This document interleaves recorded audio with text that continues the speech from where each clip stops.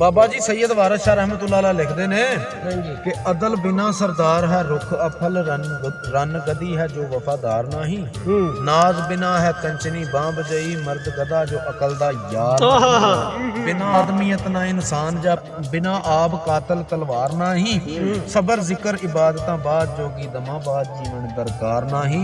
अमल बाद अमल कोई नहीं हुंदा तब लद्या खर किसे कार नहीं। पानी बाज दरिया भी नहीं वहंदे अस्तगफार बाजों छुटकार नाही। नबी बाज शफात ना किसे करनी। रब बाज कोई बख्शण हार नाही। घाट फकर दा बाज हुसैन नाही। बाज सिदक दे लंघना पार नाही।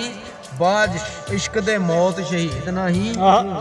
तेग सबर दी बाज हथियार नाही। रजा रब दी बाज ना मिले दर्जा ते नफ्स मारिया बाज वकार नाही। कोई नहीं सरदार सादात बाजों शाह अली दे बाज दरबार नाही।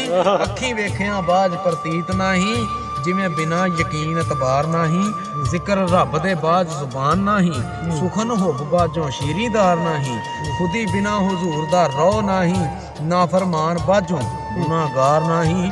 फकर हो के सबर ना करे जेड़ा फकर हो के सबर ना करे जेड़ा जुब्बा फकर दा ओ रवादार नाही। जुस्सा रूह दे बाज डरावना है कहंदे ने ओ डर लगन दिया सुन पूरा ला जो छेती ला जो।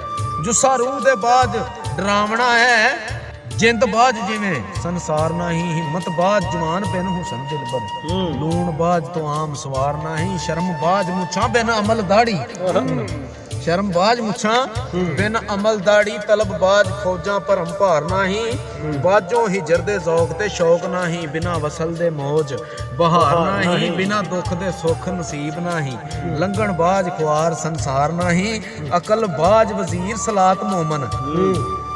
अकल बाज वजीर सलात मोमन